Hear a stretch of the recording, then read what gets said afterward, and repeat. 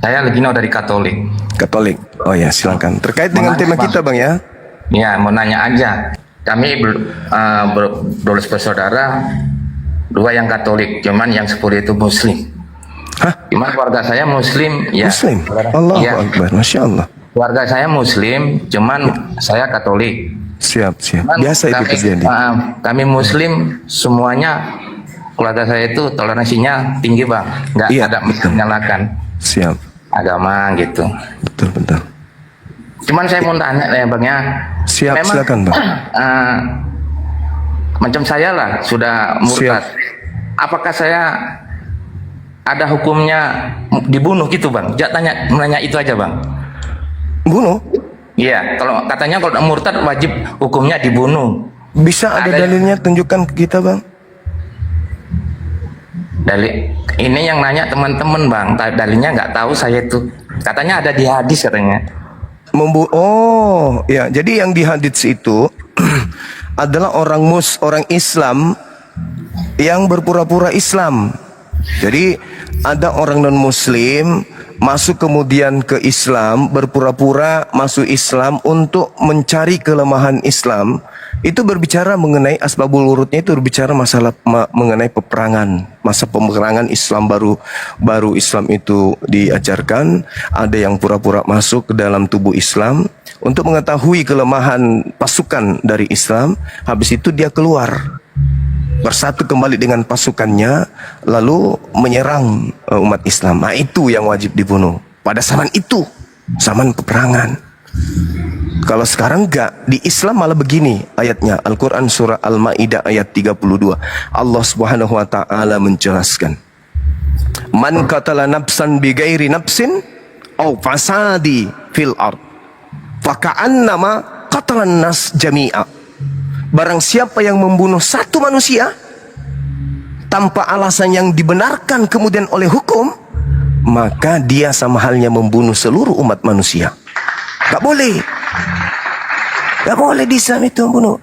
Abang, kalau Anda belajar sejarah, Nusantara ini sebelum menjadi NKRI itu terdiri dari beberapa negara-negara yang berbentuk kerajaan, di mana pemimpin-pemimpinnya itu menganut agama Islam dan prajurit kerajaan itu pasukannya Islam.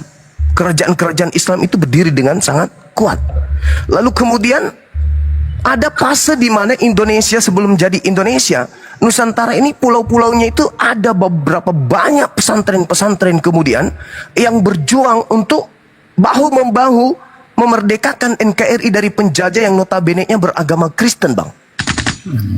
Otomatis penjajah ketika datang punya budak, ya toh, punya pekerja, punya mata-mata, punya tukang kebun, punya tukang masak, tukang bersih-bersih.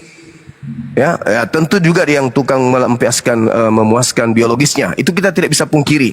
Nah, mereka pasti seakidah, seagama dengan penjajah. Ketika kemudian orang Islam berhasil mengusir penjajah, Bang, tentu mereka yang non-Islam ini, kalau Islam itu agama kejam, ya dibunuh toh. Rumah-rumah ibadahnya, gereja-gerejanya diratakan toh. Tapi tidak boleh, kata Allah, Man qatala nafsan bighairi nafsin, barang siapa yang kemudian melenyapkan, membunuh satu manusia pun, au fasadin fil ard, faka'annama qatalan nas jami'a, maka dia sama halnya membunuh seluruh manusia. Gak boleh. Tidak sama di Bible. Coba Anda baca salah satunya dalil dalam Ulangan 20 nomor 10. Apabila engkau mengepung satu kota atau satu negara untuk kau lumpuhkan, ajaklah mereka berdamai. Apabila mereka menerima engkau berdamai, maka perbudaklah mereka. Jadikanlah mereka budak dan bekerja untukmu. Jadikan mereka budak. Apabila negara itu yang telah kau kepung itu menerima engkau sebagai tamu, kamu sebagai tamu di negara itu, jadikan mereka budak. Ulangan 20 nomor 10, 11, 12, 13, 14. Namun apabila orang di negara itu menolak engkau, apa perintahnya, Pak? Bunuhlah semua dan jangan kau biarkan satu orang laki-laki pun yang tetap hidup. Dalil itu ada nggak di Al-Quran? Tolong tunjukkan orang-orang yang sudah mu'allaf untuk menunjukkan dalil seperti itu di dalam Al-Quran. Kalau Anda melihat Al-Quran surah At-Taubah, di situ justru menceritakan hal yang terbalik dari apa yang ada di dalam ulangan. Dalam At-Taubah dikatakan begini, A'udzubillahi minasyaitonirrajim. Wa min ahadun minal musyrikin istajarah, kata Allah, jika di antara kaum musyrikin, orang-orang kafir, ada yang meminta perlindungan kepadamu, ini dalam keadaan perang, ada yang minta perlindungan, maka lindungilah agar dia dapat mendengarkan kalam Allah. Bukan cuma dilindungi, apa kata Allah? Lalu antarkanlah dia ke tempat yang aman. Islam. Tapi kalau di ulangan 20 tadi, bunuh, jadikan budak. Di Islam tidak, bang. Makanya kalian minoritas tapi aman kan di Nusantara ini?